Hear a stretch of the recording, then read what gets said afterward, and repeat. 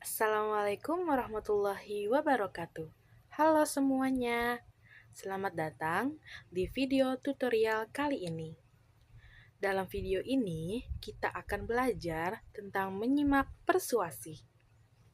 Sebuah keterampilan penting untuk memahami cara orang meyakinkan kita melalui kata-kata. Pastikan kalian tetap menyimak sampai akhir ya, karena ada tips dan contoh menarik yang bisa langsung kalian praktikkan. Yuk kita mulai. Persuasi adalah cara untuk memengaruhi atau meyakinkan seseorang agar percaya, berpikir, atau bertindak sesuai dengan apa yang dia inginkan oleh pembicara dan penulis.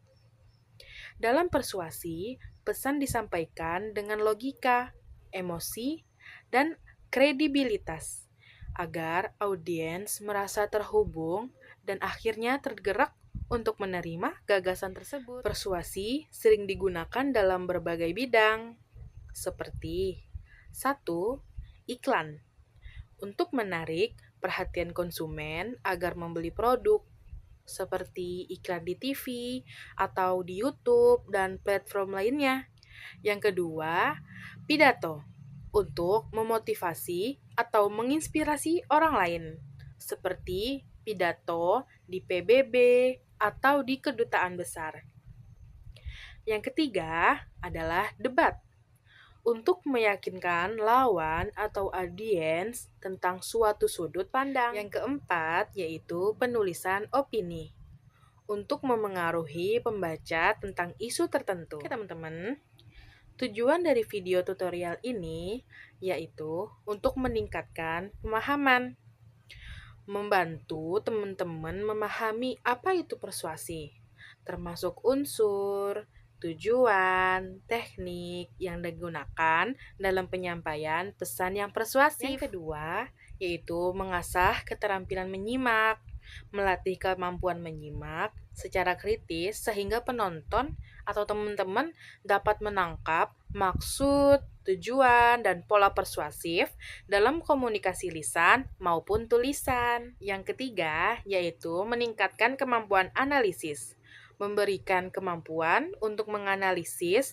pesan-pesan persuasif, sehingga audiens bisa membedakan antara persuasi yang sehat dan yang manipulasi. Selanjutnya, menyiapkan audiens untuk berkomunikasi lebih baik, memberikan bekal kepada teman-teman agar dapat menggunakan teknik persuasi dengan etis, baik dalam presentasi, debat, maupun komunikasi sehari-hari. Lalu, meningkatkan kesadaran dalam menyimak informasi, membantu teman-teman menjadi pendengar yang lebih kritis, terutama dalam menghadapi informasi di era digital ini, yang penuh dengan pesan persuasi dari media, iklan, dan konten lainnya, seperti konten di TikTok yang banyak memberikan edukasi. Teman-teman pasti bertanya-tanya kan, apa sih itu menyimak persuasif? Nah, menyimak persuasi adalah proses mendengarkan secara aktif dan kritis terhadap pesan yang bertujuan untuk memengaruhi atau meyakinkan pendengar. Dalam kegiatan ini, seseorang tidak hanya mendengarkan isi pesan, tetapi juga memahami maksud, tujuan, serta teknik yang digunakan oleh pembicara untuk membujuk audiens. Menyimak persuasi melibatkan kemampuan untuk menganalisis argumen, mengidentifikasi fakta, opini, emosi yang disampaikan, serta menilai validitas dan kejujuran pesan tersebut. Dalam persuasi, terdapat beberapa model atau pendekatan yang digunakan untuk memengaruhi audiens. Pentingnya menyimak aktif. Menyimak aktif adalah keterampilan penting dalam komunikasi yang sangat berpengaruh terhadap keberhasilan interaksi.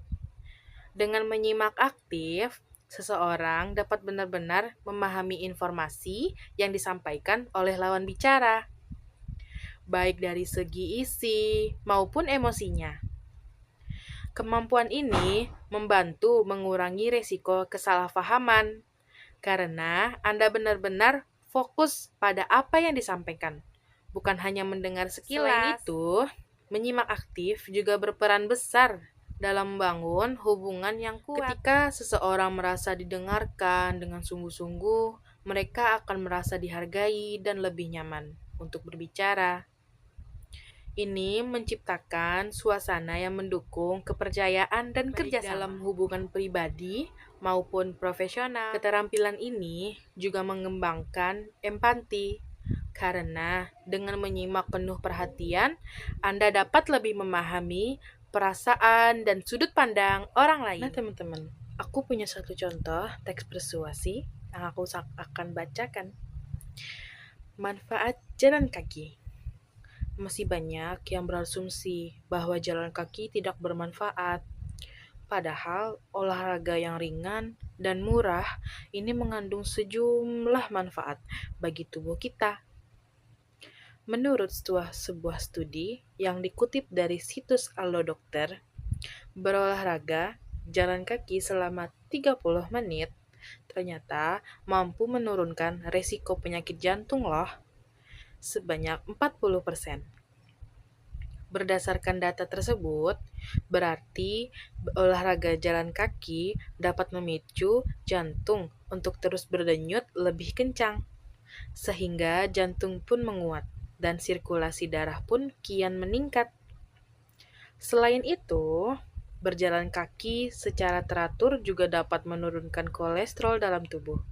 Hal ini dikarenakan berjalan kaki akan menuntut tubuh bergerak secara konstan dan mengakibatkan lemak dalam kolesterol pun akan semakin menurun. Oleh karena itu, biasakanlah berolahraga jalan kaki minimal 30 menit.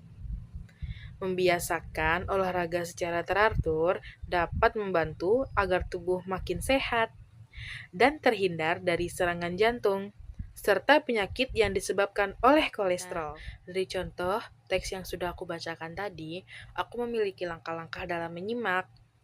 Langkah-langkah dalam menyimak yang melibatkan proses aktif yang memungkinkan pendengar untuk benar-benar memahami, mengevaluasi, dan merespons informasi yang disampaikan oleh pembicara.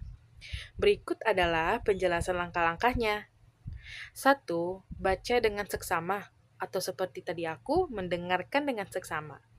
Bacalah teks persuasi secara utuh dan cermat untuk memahami tujuan dan pesan yang ingin disampaikan.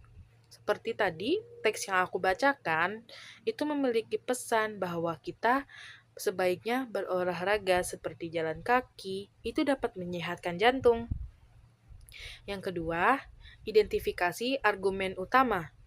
Tentukan apa yang menjadi pokok argumen atau ide utama dalam teks tersebut. Biasanya ini adalah poin yang ingin diyakinkan oleh penulis kepada pembicara. Yang ketiga, yaitu perhatikan bukti dan alasannya. Carilah bukti, data, atau alasan yang digunakan oleh penulis untuk mendukung argumennya. Ini membantu kalian memahami kekuatan dan validitas dari klaim yang disampaikan. Yang keempat, yaitu evaluasi logika dan emosi. Analisis apakah teks tersebut menggunakan logika yang masuk akal atau mencoba mempengaruhi emosi pembaca. Identifikasi teknik persuasi yang digunakan, seperti pengaruh emosional dan argumen rasional. Yang kelima, yaitu tanya diri sendiri tentang tujuan si penulis. Pikirkan tentang tujuan penulis. Apakah mereka berusaha meyakinkan kita untuk melakukan sesuatu, atau mengubah pandangan kita, atau juga mendukung suatu ide. Yang keenam, yaitu catat poin penting. Tuliskan poin-poin utama atau argumen yang menurut Anda penting untuk mempermudah pemahaman dan kemudahan analisis lebih lanjut. Selanjutnya, ada teknik evaluasi. Mengevaluasi adalah proses menganalisis informasi atau argumen untuk menilai kualitas, keakuratan, atau relevansinya. Berikut adalah cara untuk mengevaluasi secara efektif.